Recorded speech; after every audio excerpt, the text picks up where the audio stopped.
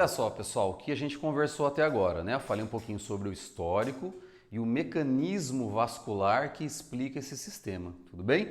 Então a gente viu que o músculo esquelético, quando submetido, né, a um exercício com restrição de fluxo sanguíneo, ele experimenta uma redução na oferta de oxigênio, ok? Essa redução na oferta de oxigênio ela é chamada de hipóxia, basicamente, né?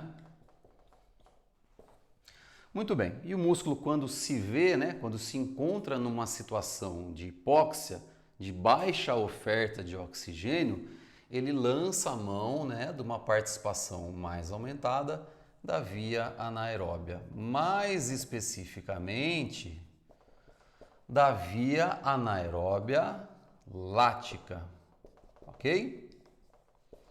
Que é a via em que nós utilizamos a glicose e o glicogênio muscular para produzir energia, produzir ATP.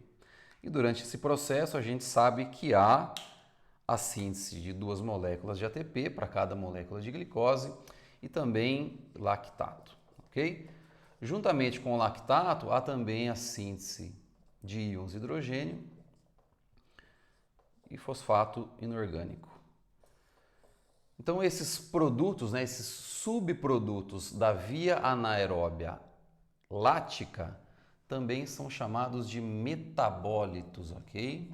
Isso aqui é interessante para a gente entender adaptações induzidas pelo sistema.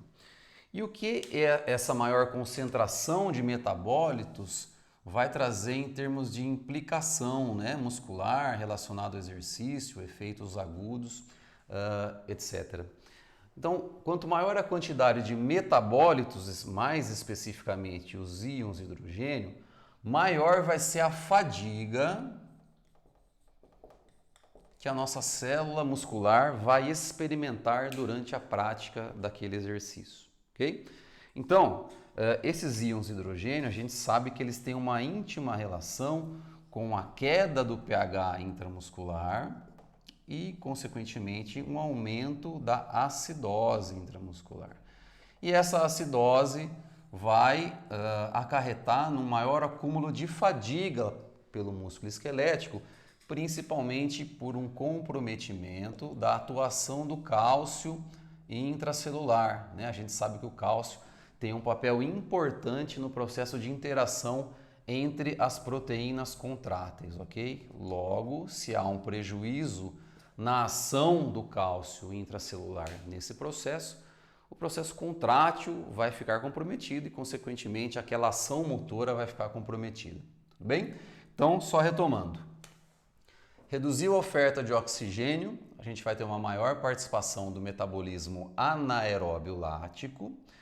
Quando a gente tem uma maior participação do metabolismo anaeróbio lático, a tendência é que haja maior acúmulo de metabólitos, ok? Esses metabólitos vão fazer com que aumente a acidose intramuscular e essa acidose muscular aumentada vai fazer com que a fadiga muscular também esteja acentuada durante a prática daquele exercício. Uma vez instaurada um maior quadro de fadiga, é de se esperar que as nossas células musculares, né, sejam obrigadas a experimentar um esforço aumentado para você continuar realizando aquele exercício, aquela atividade motora. Para que você consiga manifestar aquela ação motora de maneira ótima, né, para você conseguir realizar aquele exercício de maneira contínua, você vai ter que necessariamente aumentar o recrutamento de unidades motoras, ok?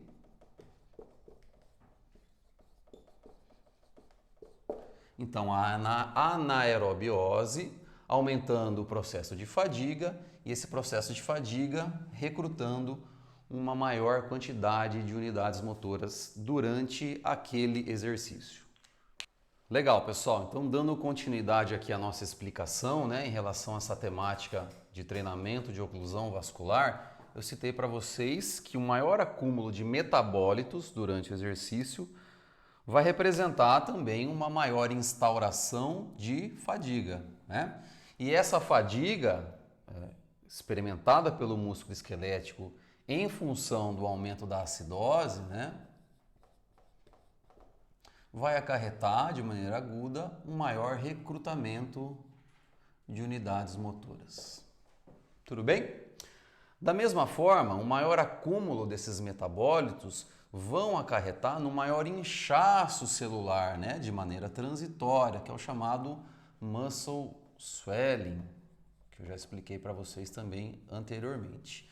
E o que tem sido postulado na literatura é que quando a célula muscular, mesmo que de maneira transitória, aumente o seu tamanho, né, aumente o seu volume, ela também ative vias relacionadas ao aumento da síntese proteica.